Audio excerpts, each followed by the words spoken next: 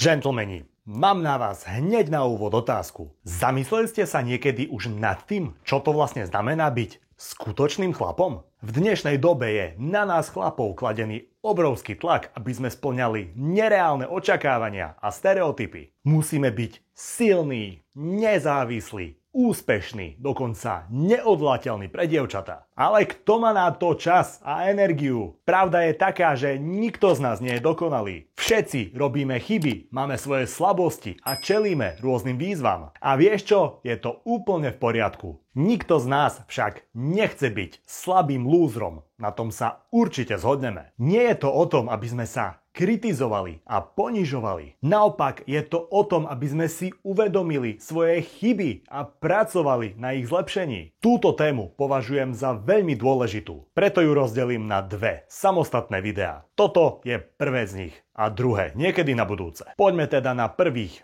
5 príkladov situácií, ktorým sa radšej vyhni, ak nechceš byť za slabocha. Poprvé, neustále sťažovanie a negativita. Nikto nemá rád človeka, ktorý sa neustále sťažuje na všetko okolo seba. Takéto správanie pôsobí slabo a neatraktívne. Nezaoberaj sa preto vecami, ktoré nemôžeš zmeniť. Namiesto sťažovania sa na politiku sa radšej pridaj k nejakej organizácii. Práve takto vieš totiž reálne ovplyvniť veci, s ktorými nie si spokojný. Pozeraj sa na veci z rôznych uhlov pohľadu a hľadaj v nich pozitíva. Napríklad namiesto sťažovania sa na to, že stojíš s autom v zápche, si všímaj pekné počasie a tiež si všímaj a oceňuj to, čo máš. Napríklad buď vďačný za svoje zdravie, rodinu, blízkych, priateľov, za strechu nad hlavou a tiež za jedlo na stole. Číslo 2. Neúcta k ženám. Neúcta k ženám je znakom slabosti a nízkej hodnoty. Skutočný chlap sa k ženám správa s rešpektom a to bez ohľadu na ich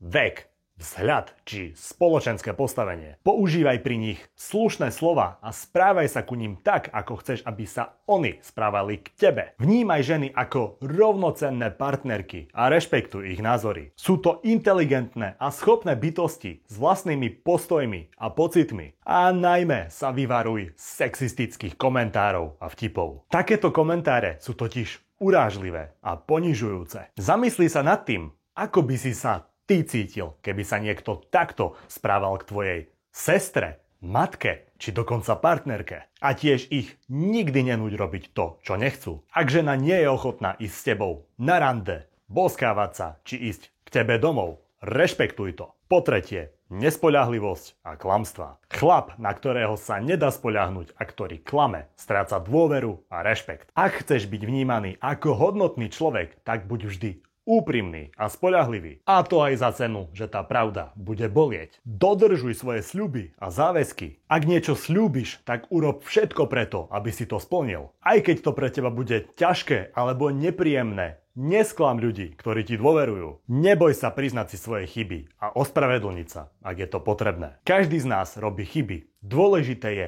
poučiť sa z nich a napraviť ich. Ak si priznáš chybu, ľudia ťa budú vnímať ako úprimného a spoľahlivého človeka. Číslo 4. Lenivosť a neochota na sebe pracovať. Skutočný chlap sa nebojí tvrdo pracovať. Lenivosť a neochota na sebe pracovať sú znakom slabosti a nízkej motivácie. Najdi si teda prácu, ktorá ťa baví a naplňa ťa. Skús si veľké úlohy rozdeliť na menšie, zvládnutelné časti. Napríklad, ak potrebuješ upratať celý byt, tak si rozdeľ upratovanie na jednotlivé miestnosti. Ak potrebuješ napísať nejakú esej, tak opäť rozdiel si ju na menšie kapitoly. Ak sa ti podarí nejaký úspech, tak si za to dopraj nejakú malú odmenu. Ale samozrejme len vtedy, ak splníš, čo máš. Snaž sa neustále zlepšovať svoje vedomosti a zručnosti. Pamätaj, že prekonať lenivosť si vyžaduje čas a úsilie. No ak vytrváš, tak svoje ciele určite dosiahneš. Staneš sa tiež produktívnejším a úspešnejším človekom. No a napokon po piaté.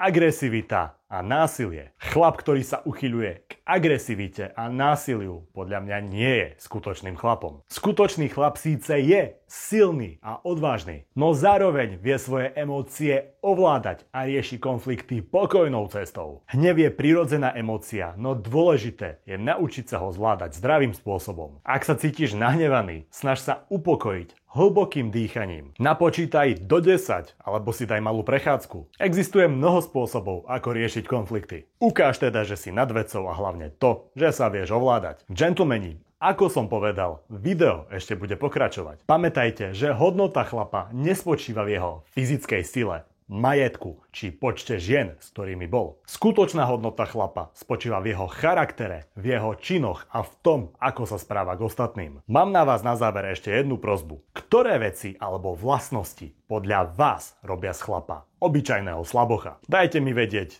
dole v komentári. A teda buďte skutočnými chlapmi a svet bude lepším miestom pre nás všetkých.